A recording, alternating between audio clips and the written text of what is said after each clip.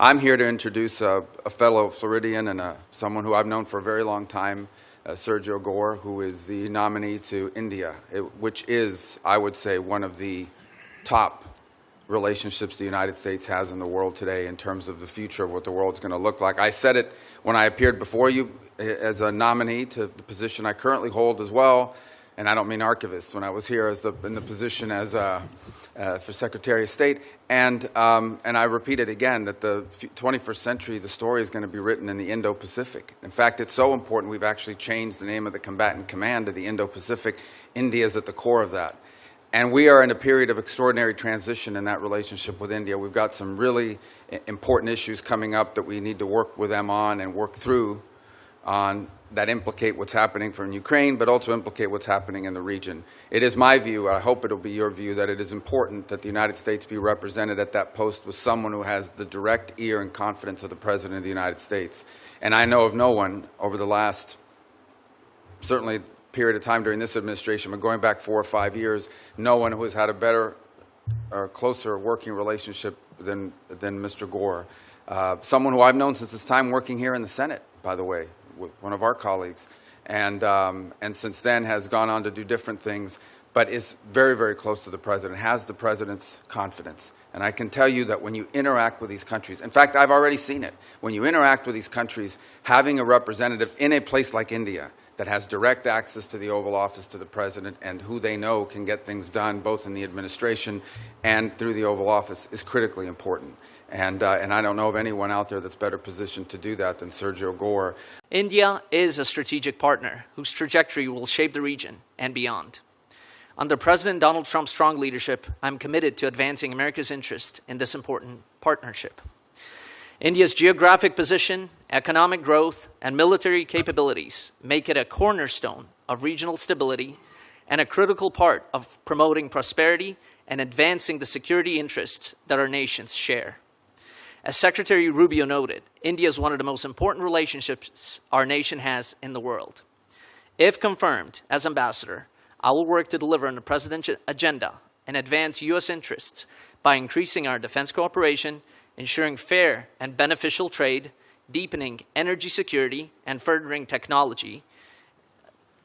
If confirmed, I will prioritize deepening defense and security cooperation with India. This includes expanding joint military exercises, advancing co-development and co-production of defense systems, and concluding critical defense sales.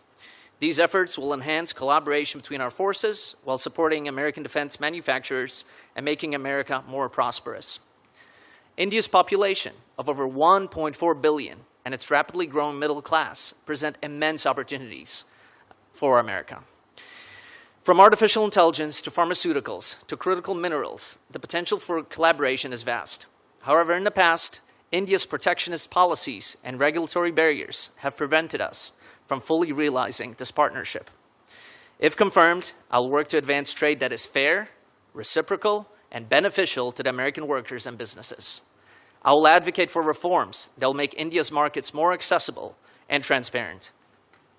I will also work towards President Trump's ambitious goal dubbed Mission 500 to double bilateral trade to $500 billion by 2030, which will expand American exports, creating jobs and prosperity for our citizens.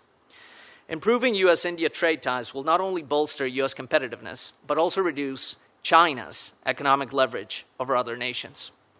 I will encourage Indian investment in U.S. manufacturing capacity, and we will also be furthering, with Indian investments in the United States, we will also be furthering our strategic pharmaceutical supply chain and create more jobs right here at home in the United States.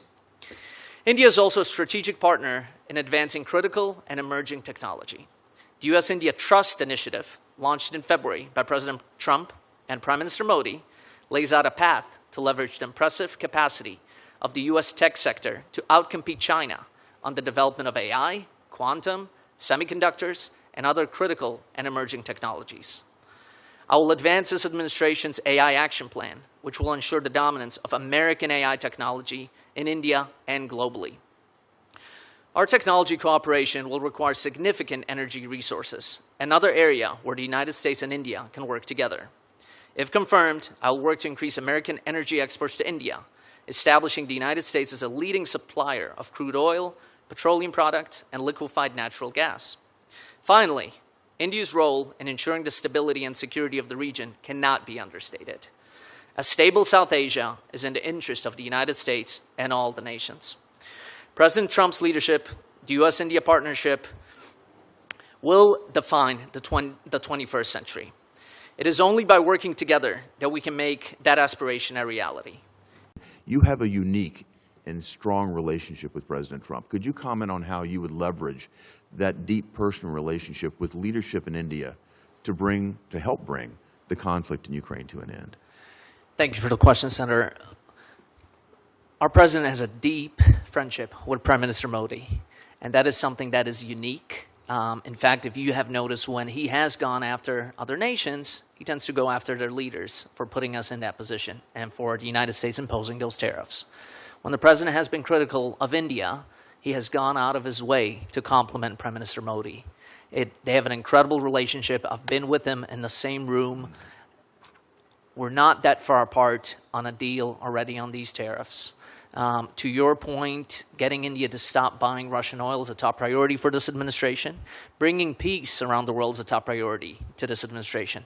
This president has engaged in trying to resolve wars and conflicts all over the world, from Africa to the Middle East to Ukraine and even Southeast Asia. So I agree with you wholeheartedly. I think the time will arrive upon us in the next few weeks and next few months. At the start of this administration, both President Trump and Secretary Rubio have committed to deepening the cooperation with the Quad to counter Communist China and its effort to dominate the Indo-Pacific. I'm co-chair of the Senate Quad Caucus, along with Senator Duckworth, and I've been particularly pleased to see this focus on streamlining the Quad to deliver tangible results. Despite our trade negotiations with India, the fact remains that Communist China remains the greatest geopolitical threat to both India and the United States. This reality is what revived the Quad during President Trump's first term and will ensure the Quad's relevance and resilience going forward.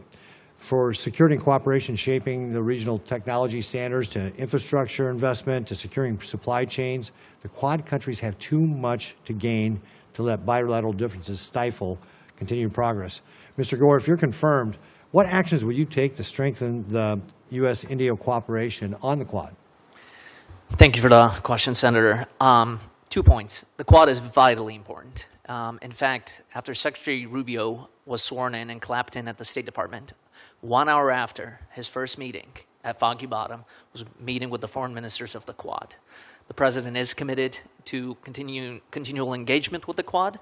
In fact, there's already been talks on a trip for the next Quad meeting.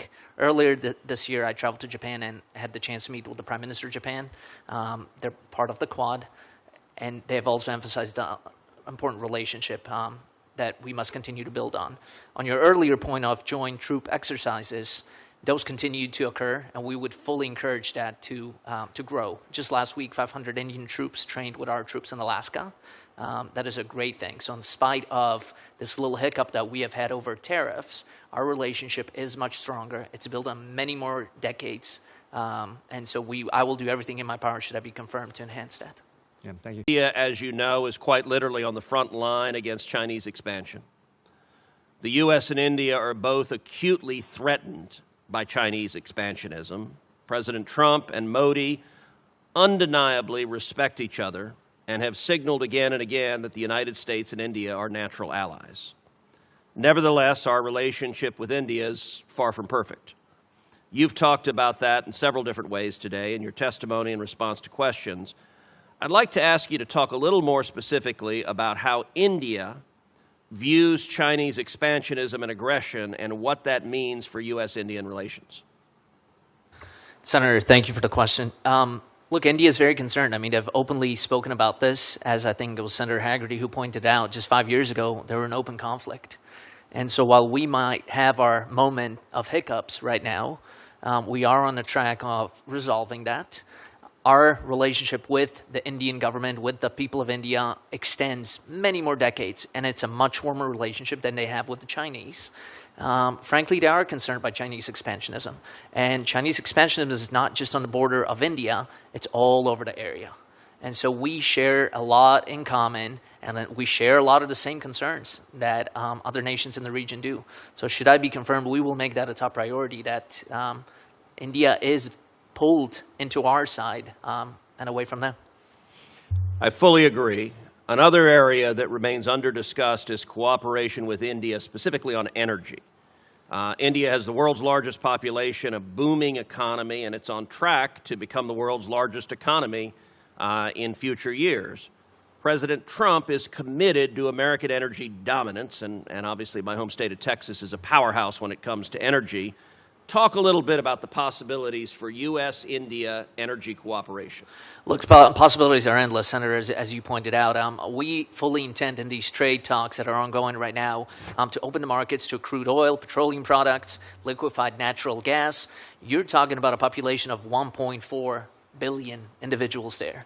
Their middle class, by our definition, is larger than the entire United States of America. And so we have countless possibilities to expand into those markets, and we fully intend to do that. Excellent.